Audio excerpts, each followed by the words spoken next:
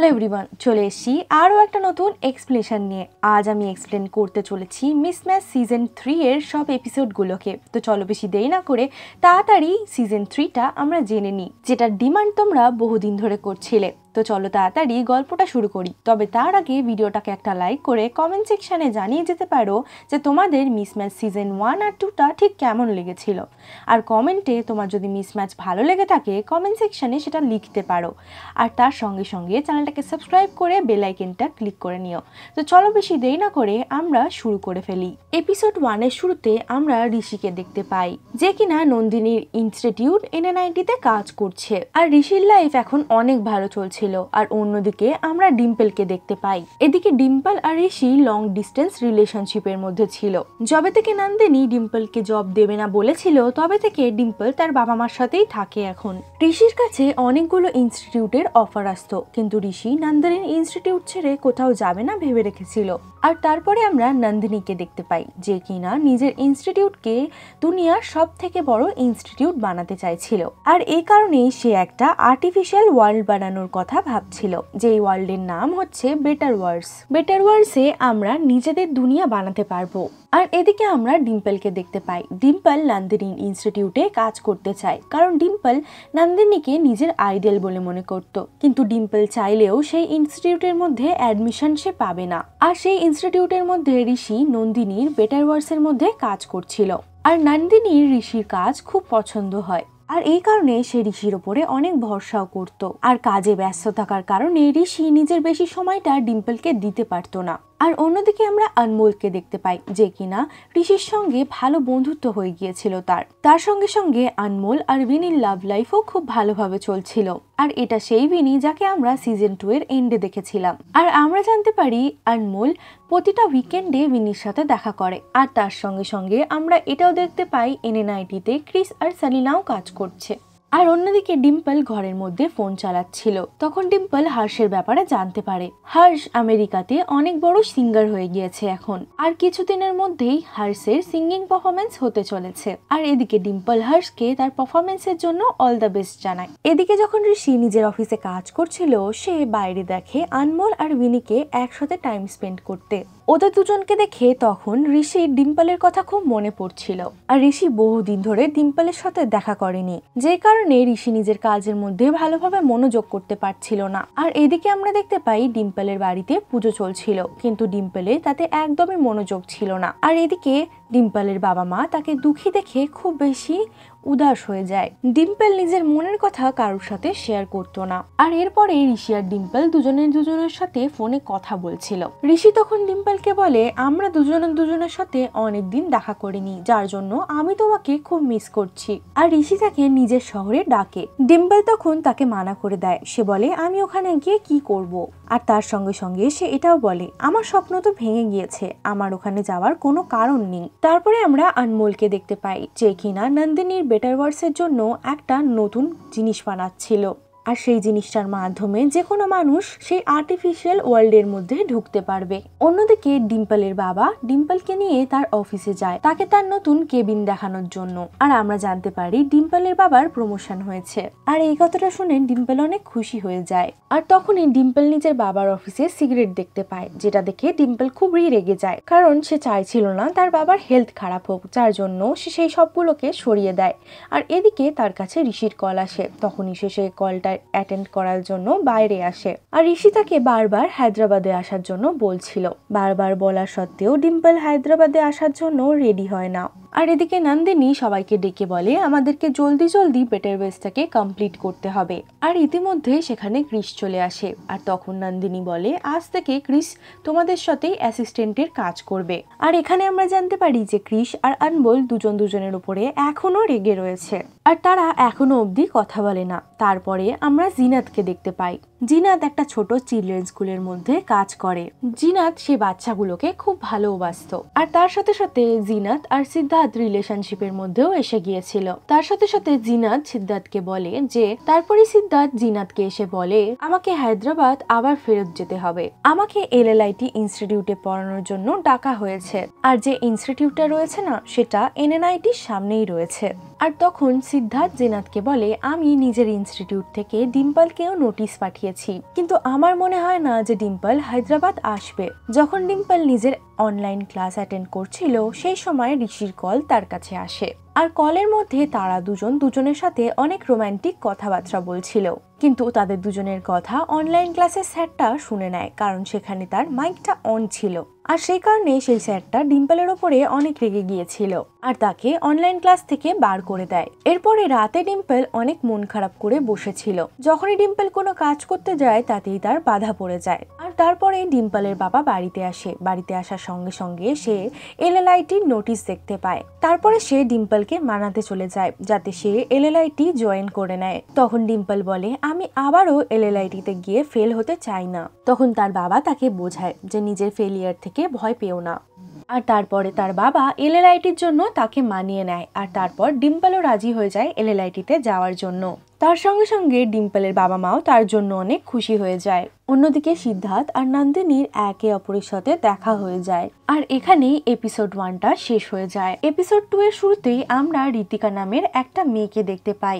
এই মেয়েটির ফুটবল দেখতে খুব ভালো লাগতো, আর সে নিজেকে একটা মেয়ে মানে না, সে নিজেকে ছেলে হিসাবে মানে।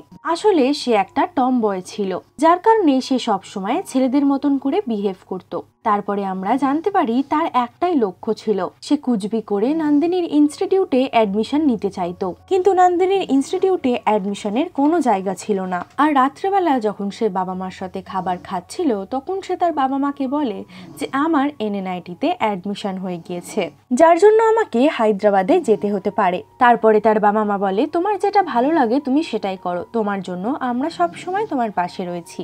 আর ঋতিকা এই মিথ্যে কথাটা এই কারণেই বলেছিল কারণ সে যা হোক করে নন্দিনীর ইনস্টিটিউটে জয়েন করতে চাইছিল।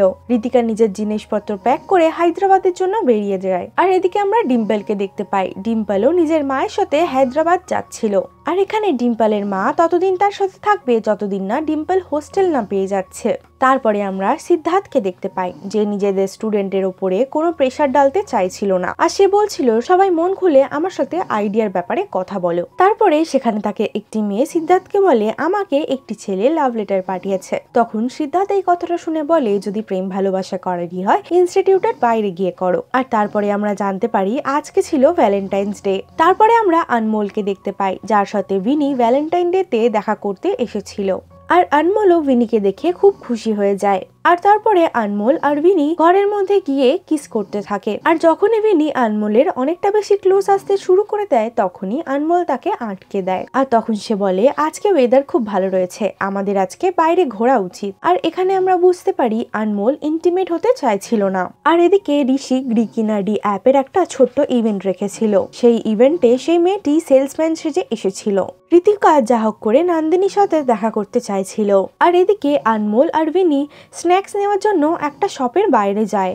আর ইতিমধ্যে ক্রিস সেখানে চলে আসে। সে আনমোলের ওপরে হাসি ঠাট্টা করে বলে যে অপাইসের জন্য জায়গা করে দাও। আর এটা শুনে আনমোল ক্রিসের উপরে অনেক রেগে যায় আর ক্রিসকে বলে যে তোর আমার ব্যাপারে ভাবার কোনো দরকার নেই। আর দুজনের মধ্যে ঝামেলা হতে শুরু হয়ে যায়। তখন ভিনি এসে আনমোলকে থামায়। তারপরে গ্রিকিনাডি লাভ ইভেন্টে সবাই চলে আসে। তারপরে সেখানে একটা গেম হচ্ছিল যেটাকে হোস্ট করছিল ঋষি। আর এই অ্যাপটার নম্রতা লঞ্চ করেছিল, যার কারণে ঋষি তাকে হেল্প করছিল।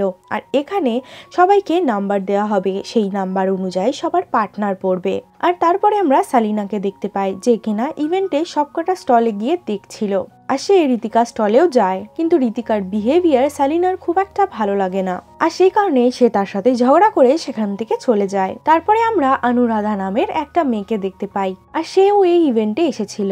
আর ভুল করে অনুরাধার মনে হয় যে ঋষিও এই ইভেন্টে গেমের জন্যই বসেছে। আর সে মনে করছিল ঋষি হয়তো তার পার্টনার, যার কারণে সে সেখানে গিয়ে বসে যায়। তখন ঋষি তাকে ব্যাচ দেওয়ার সময় বলে যে সে আগে থেকেই কমিটেড রয়েছে, আর তোমার পার্টনার আমি নয় অন্য কেউ। তারপরে ঋষি অনুরাধাকে বলে, আমি তোমার পার্টনার নই, তোমার পার্টনার অন্য কেউ। যেটা শুনে অনুরাধার একটু খারাপ লাগে, কারণ ঋষিকে দেখে তার প্রথমেই পছন্দ হয়ে গিয়েছিল।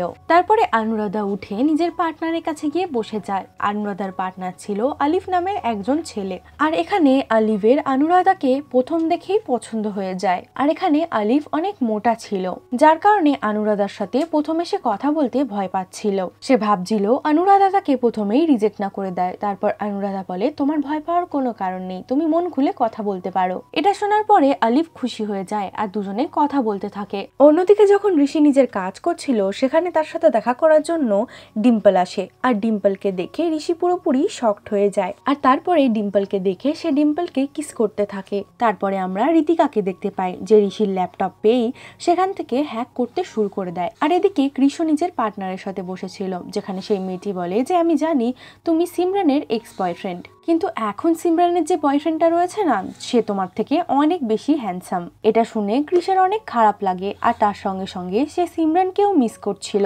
তারপরে ইভেন্টের মধ্যে ঋষি ডিম্পলকে আনমোলের সাথে দেখা করায়। আর এদিকে ঋষি আর আনমোলকে দেখে ডিম্পল খুব অবাক হয়ে যায়। ডিম্পল কোনোদিনও ভাবতেও পারেনি যে ঋষি আর আনমোল এত ভালো বন্ধু হয়ে যাবে। তার সাথে সাথে আনমোল বিনির সাথেও ডিম্পলের দেখা করায়। তারপরে আমরা সালিনাকে দেখতে পাই। সালিনা ইভেন্টে ডিম্পলকে দেখে অনেক খুশি হয়ে যায়। আর তারপরে সে ভাবে যে সে ডিম্পলের সাথে কথা বলবে, কিন্তু তার মধ্যে এতটা ক্ষমতা ছিল না যে সে গিয়ে নিজে থেকে কথা বলবে। সে তো ভাবছিল ডিম্পল এখনো অবধি হয়তো তার উপরে রেগে রয়েছে। এরপরে সালিনা কৃষের কাছে গিয়ে বসে পড়ে। আর এরপরে সালিনা তাকে জিজ্ঞাসা করে, তুমি কি সিমরানকে মনে করছো? তখন ক্রিস বলে, সিমরান চলে যাওয়ার পরে আমি ভাবছি আমি খুব একা হয়ে গেছি। তখন সালিনা বলে, আমি তো তোমার কাছেই আছি। তারপরে তারা দুজন ওখানেই কিস করে নেয়। তারপরে কিছুক্ষণ পর সেখানে নন্দিনী ম্যাম চলে আসে। আর তারপরে ঋষি আর আনমোলকে বলে যে বেটার ওয়ার্সের অনেক কাজ বাকি রয়েছে। আর তারপরে সে অনেক উল্টোপাল্টা বলে, আর তার সাথে সাথে এই ইভেন্টটাকে ক্যান্সেল করছিল সে। তারপরে এখানে সবাই তাকে মানানো শুরু করে। আর এখানে সিদ্ধার্থ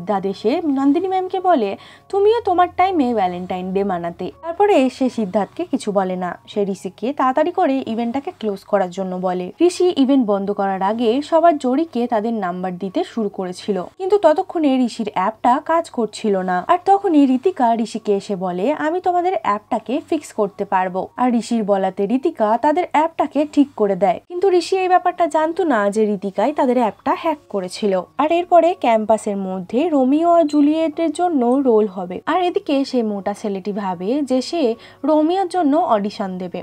ততক্ষণে সেখানে ক্রিস চলে আসে। তোমাকে দেখে একদমই মনে হয় না যে তুমি রোমিও। রোমিও হওয়ার জন্য পার্সোনালিটি চাই। ক্রিসের কথা শুনে আলিফ ডিমোটিভেট হয়ে যায়। তারপরে যখন ঋতিকা নিজের কিছু জিনিসপত্র নিয়ে যাচ্ছিল, তখনই সেখানে ডিম্পল চলে আসে। ডিম্পল এদিকে ঋতিকার জিনিস নিয়ে যাওয়াতে হেল্প করতে শুরু করে দেয়। তারপরে ডিম্পল ঋতিকাকে বলে, আমার টেকনোভেটে যাওয়ার অনেক মন ছিল, কিন্তু আমি পয়সার কমির কারণে সেখানে যেতে পারবো না। আর এদিকে ঋতিকাও তাকে সেম কথাটাই বলে। আর ঋতিকার কাছেও টেকনোভেট যাওয়ার পয়সা ছিল না। তারপরে এরা দুজন নিজেদের মধ্যে কথা বলছিল। আর তখনই একটা ছেলে এসে রোমিও আর জুলিয়েটের অডিশনের ব্যাপারে তাকে বলে, যেটা দেখে ডিম্পল খুব এক্সাইটেড হয়ে যায়। আর এদিকে ডিম্পল তাড়াতাড়ি করে দৌড়ে দৌড়ে ঋষির কাছে চলে যায়। আর অন্যদিকে ঋতিকা ডিম্পলের ব্যাগ থেকে তার ল্যাপটপ বার করে বেটার ওয়ার্ডসের ডেটা কপি করছিল। আর এদিকে ডিম্পল ঋষিকে বলে, তুমি আর আমি মিলে রোমিও আর জুলিওর অডিশন দিতে যাব, আমরা দুজন মিলে এই রোলটা করব। তারপরে তারা থিয়েটারে যায়। তখন তারা সেখানে অনুরাধাকে দেখতে পায়। রোমিও আর জুলিয়েট রোলের জন্য সিলেকশন করছিল। ঋষি সবার প্রথমে রোমিওর জন্য অডিশন দেয়, যেটা অনুরাধার খুব ভালো লাগে। এই কারণে ঋষিকে সে এই রোলটা দিয়ে দেয়। তারপরে ডিম্পল অডিশন দেয়, কিন্তু তার অডিশনটা অনেকটা খারাপ যায়, যে কারণে সে একটা দাসী রোল পায়। অডিশন দেওয়ার পরে তারা দুজন একসাথে যাচ্ছিল। আর তারপরে ঋষির একটা ইম্পর্টেন্ট কল চলে আসে, যার কারণে তাকে তাড়াতাড়ি করে সেখান থেকে চলে যেতে হয়, যেটা দেখে ডিম্পলের একদমই ভালো লাগে না। তারপরে আমরা ভিনিকে দেখতে পাই। আনমোল ভিনিকে অনেকগুলো মিম পাঠায়, যেগুলোকে দেখে ভিনিও খুব খুশি হয়ে যায়। তার সাথে সাথে ভিনি আনমোলের মিমগুলোকে নিজের বন্ধুদেরকেও দেখায়। তারপরে তার বন্ধু বান্ধবরা ভিনিকে বলে, আনমোল একটা ভালো ছেলে, কিন্তু তুই প্রেম করার জন্য একটা হ্যান্ডিক্যাপ ছেলেকেই পেলি। কিন্তু ভিনি তার বন্ধু বান্ধবের কথাতে বেশি কান দেয় না, কারণ সে আনমোলকে মন থেকে ভালোবাসতো। ঘরের মধ্যে ঋতিকা বেটার ওয়ার্সের কোডিং চেক করছিল, আর সে চেষ্টা করছিল যা হোক করে যাতে সে বেটার ওয়ার্সকে হ্যাক করতে পারে। আর অন্যদিকে সিদ্ধার্থ জিনারদের সাথে দেখা করার জন্য তার বাড়িতে যায়। আর এখানে তারা দুজন মিলে অনেক কথা বলতে শুরু করে। কথায় কথায় সিদ্ধার্থ বলে, তুমি আমার সাথে হায়দ্রাবাদ চলো। আর অন্যদিকে আমরা দেখতে পাই ডিম্পল সেলিনার পার্টিতে যাওয়ার জন্য রেডি হচ্ছিল। ডিম্পল নিজের মাকে বলে, আজকে আমি লেট করে ঘরে আসবো। কারণ আমি একটা পার্টিতে যাচ্ছি। তারপরে ডিম্পল তাড়াতাড়ি করে ঋতিকার ঘরে আসে আর তাকে বলে পার্টিতে যাওয়ার জন্য। প্রথমে ঋতিকা না বলে দেয়, কিন্তু সে যা হোক করে তাকে মানিয়ে নেয়। তারপরে সে পার্টিতে চলে যায় আর পার্টিতে গিয়ে তারা সবাই খুব এনজয় করছিল। কিন্তু পার্টির মধ্যে আলিফের পুরো অ্যাটেনশন ছিল অনুরাধার উপরে। আর ক্রিস তখন আলিফের কাছে এসে বলে যদি তুমি অনুরাধাকে পটাতে চাও তাহলে তোমাকে তার তারিফ করতে হবে। আর সে কিসের কথাটাকে অনেক বেশি সিরিয়াসলি নিয়ে নেয়। তারপরে আনমোল নিজের গার্লফ্রেন্ডের সাথে পার্টিতে চলে আসে আর সেলিনাও এদিকে ঋতিকাকে দেখতে পায়। তারপরে সেলিনা ঋতিকাকে গিয়ে বলে যে আমি ডিবেটের দিন তোমাকে অনেক বেশি বলে দিয়েছিলাম। আর তারপরে তাদের মধ্যে বন্ধুত্ব হয়ে যায়। তারা এখানে একটা বড় সিঙ্গারকেও ডেকেছিল আর এদিকে ডিম্পল ও ঋষিকে ডান্সের জন্য ডাকে। আর যখন তারা দুজন মিলে ডান্স করছিল সেখানে ডিম্পলের মা চলে আসে। তারপরে তাদের দুজনকে নিজেদের রিলেশনশিপের ব্যাপারটা তার মায়ের সামনে প্রকাশ করে দিতে হয়, যেটা শোনার পরে তার মা খুব খুশি হয়ে যায়। যাক, আমার মেয়ের কাউকে না কাউকে তো ভালো লেগেছে। তারপরে আমরা দেখতে পাই আনমোল আর ভিনি যখন একসাথে ছিল ভিনিকে কিছু লোকেরা মিলে ডান্স ফ্লোরে নিয়ে চলে যায়। সেখানে গিয়ে ভিনি একা একাই নাচ করতে থাকে। আর ভিনি যখন দূরে চলে যাচ্ছিল তখন আনমোলের খুব খারাপ লাগে। তখন ঋষি এসে তাকে সান্ত্বনা দেয়। সে বলে শুধু ডান্স করতেই গেছে ভিনি, যেটা শুনে আনমোলের খুব ভালো লাগে। তারপরে আমরা দেখতে পাই ডিম্পলের মমও পার্টিতে অনেক ডান্স করছিল। আর এদিকে ডিম্পল নিজের মাকে এনজয় করতে দেখে অনেক বেশি খুশি ছিল।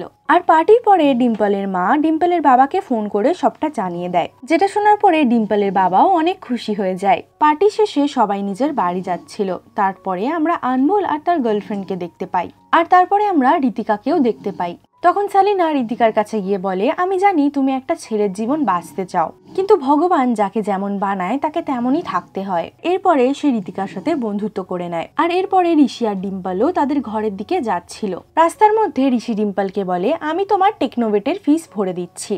কিন্তু ডিম্পল ঋষির কাছ থেকে টাকা নিতে একদমই রাজি ছিল না। ডিম্পল আসলে কারোর হেল্প চাইছিল না। আর তাদের মধ্যে যখন কথা হচ্ছিল সেই সময় সেখানে খুব জোরে বৃষ্টি চলে আসে। আর তারপরে তারা বৃষ্টির থেকে বাঁচার জন্য একটা জায়গায় দাঁড়িয়ে পড়ে। তারপরে তারা দুজনের মধ্যে কিস করে। আর তারপর আমরা দেখতে পাই ঋষির রুমে তারা চলে যায়, যেখানে গিয়ে তারা ইন্টিমেটও হয়েছিল। আর এর সাথে সাথে এপিসোড 4টা এখানেই শেষ হয়। বাকি এপিসোডগুলো আমি নেক্সট পার্টে এক্সপ্লেন করব। তার জন্য তোমাদের আমার চ্যানেলটাকে সাবস্ক্রাইব করতে হবে। সাবস্ক্রাইব করে বেল আইকনটা ক্লিক করে নিও। যদি ভিডিওটা ভালো লেগে থাকে ভিডিওটাকে একটা লাইক করো। কমেন্ট সেকশনে জানাতে ভুলো না যে তোমরা মিসম্যাচ 3 এর বাকি এপিসোডগুলো দেখতে কতটা এক্সাইটেড। তার জন্য তোমাকে চ্যানেলটাকে সাবস্ক্রাইব করতে হবে, তার সঙ্গে বেল আইকনটা ক্লিক করতে কিন্তু একদম ভুলো না, যাতে করে যখনই আমি পার্ট 2 আনবো তখনই সর্বপ্রথম তোমার কাছে নোটিফিকেশন চলে যায়। তার সঙ্গে সঙ্গে ভিডিওটাকে একটা লাইক করে দিও আর কমেন্ট সেকশনে জানিও যে তোমার কোন পার্টটা সবথেকে ভালো লেগেছে। দেখা করছি আরও একটা নতুন এক্সপ্লেনেশন ভিডিও নিয়ে। ততক্ষণের জন্য তোমরা আমার চ্যানেলের বাকি এক্সপ্লেনেশন ভিডিওগুলোকে চেক আউট করতে পারো। আর তার সঙ্গে সঙ্গে সুস্থ থেকো, ভালো থেকো।